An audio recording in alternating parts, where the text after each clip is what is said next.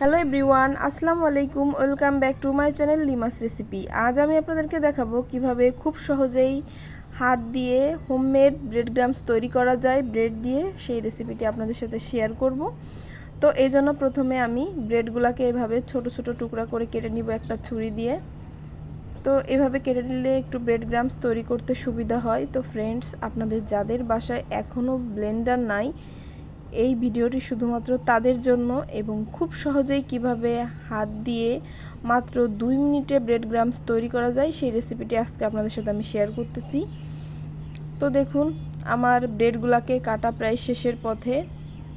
তো ফ্রেন্ডস, আপনাদের কাছে একটা ছোট্ট রিকোয়েস্ট, যারা আমার চ্যানেলে প্রথম, আমার ভিডিওটি যদি ভালো লেগে থাকে তাহলে অবশ্যই একটা লাইক দিয়ে দিবেন এবং এরকম আরও নিত্য নতুন ভিডিও পেতে অবশ্যই আমার চ্যানেলটিকে সাবস্ক্রাইব করে আমার পাশে থাকবেন। তো দেখুন, আমার সবগুলা কিন্তু ব্রেড কেটে নেওয়া হয়ে গেছে। এবার এই ব্রেডগুলোকে আমি ব্রেড ক্রাম্বস তৈরি করে আপনাদেরকে দেখাবো। তো এই জন্য একটা আমি নিয়ে নিলাম, এটা হচ্ছে একটা ঢাকনি। তো এটা কিন্তু সবার বাসায় সাধারণত থাকে, খাবার ঢাকার জন্য এটা ব্যবহার করা হয়। এই ঢাকনাটার মুখে আমি কিন্তু এইগুলাকে দিয়ে এইভাবে ঘষে ঘষে এটাকে আমি ব্রেড ক্রাম্বস তৈরি করে নেব। তো বন্ধুরা, আপনাদের যাদের বাসায় প্লাস্টিকের ডালা আছে তারাও কিন্তু প্লাস্টিকের ডালা দিয়েও এই সেম একই পদ্ধতিতে এই কাজটা করে নিতে পারবেন।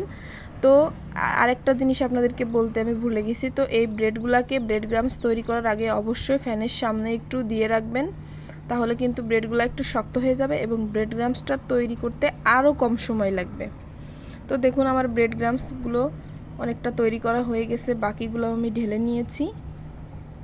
তো এটা তৈরি করার পরে আপনাদের যাদের বাসায় রোদের ব্যবস্থা আছে তারা একটু রোদ্রে দিয়ে নেবেন, দিয়ে শক্ত করে এটা কৌটায় ভরে রাখবেন, 1 বছর পর্যন্ত থাকবে। আর যাদের বাসায় রোদ্রের ব্যবস্থা নেই তারা অবশ্যই চুলায় দিয়ে একেবারে লো ফ্লেমে এটাকে একটু ভেজে তারপরে কৌটায় করে রাখবেন। ধন্যবাদ সবাইকে, ভালো থাকবেন।